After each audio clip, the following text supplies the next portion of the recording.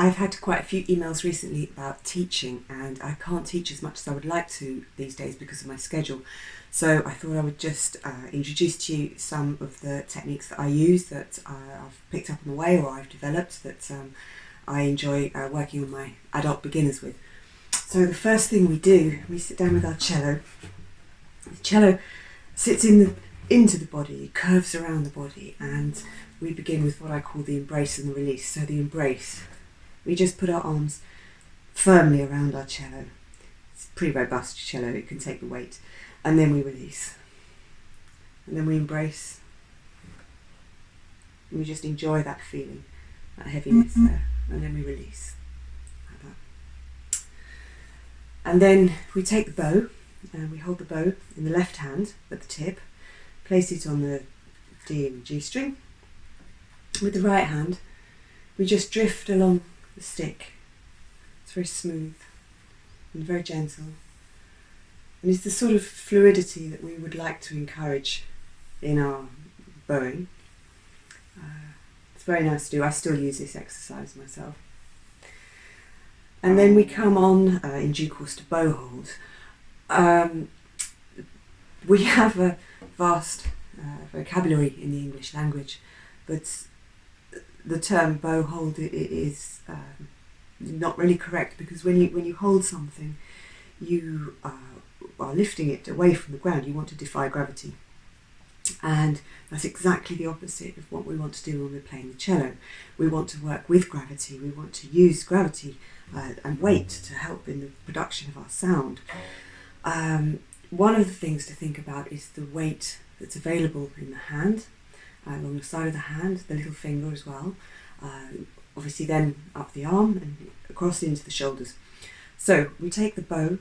For me it's convenient to put my thumb here, just between the lapping and the frog, and then place the little finger just on the edge of the bow like that. And then you just hold the bow. The bow balances. These three fingers are doing nothing. The thumb and the little finger are just working as a counterbalance to one another. And it starts to introduce to us the prospect of the individual fingers and their responsibility, if you like, on the bow. And the fact that there's movement and control that comes from this side of the hand as well as from here, from the heel of the thumb. When we hold the bow, we don't want to be interfering with it. It's as though the bow is like a steering on a magic carpet. We want to guide it. We don't want to interfere. So this is something that we can think about when we're dealing with the weight and the balance. We come to the bow hold itself. Well, this is something for another video, but basically the bow will sit gently in the hand, and I ask then people to place the bow on the string. This is a very nice exercise. People like this one, and using the weight of the arm. I'm not talking about the force that comes from above. We use that sometimes, but this is talking about weight, the weight of the whole body. Sometimes you can curve your body into your cello in order to feel this total relaxed weight, this heavy weight. And I ask people, put the bow on the string. How much weight can you put on but not let the bow move? Then we want to release slightly this weight, and this is the sound we get. And they say, God, sounds terrible. And I say, yes, it's brilliant, isn't it? Let's do it again. And we do again. I love this. I use this on the electric cello quite a bit actually as well. But it starts to introduce to us the concept of weight in the arm, the possibility that is afforded with the correct use of this weight.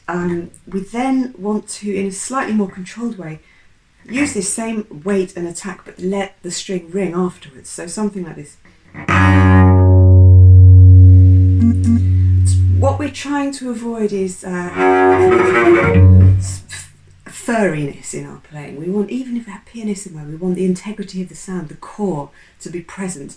And this is an extreme way to introduce people to this concept.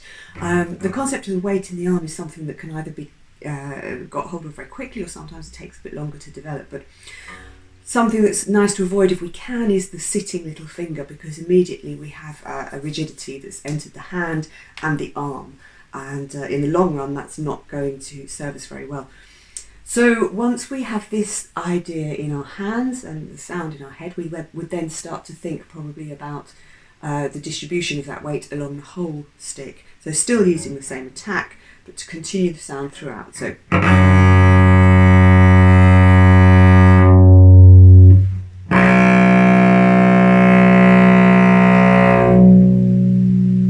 can feel the sound vibrating through your body. The strings, you can see them vibrate. You probably can't on this camera, but it's a very, very nice thing to do. Very nice, even at any stage of your playing, is just to sit and to play open strings and to listen to the sound that you're making.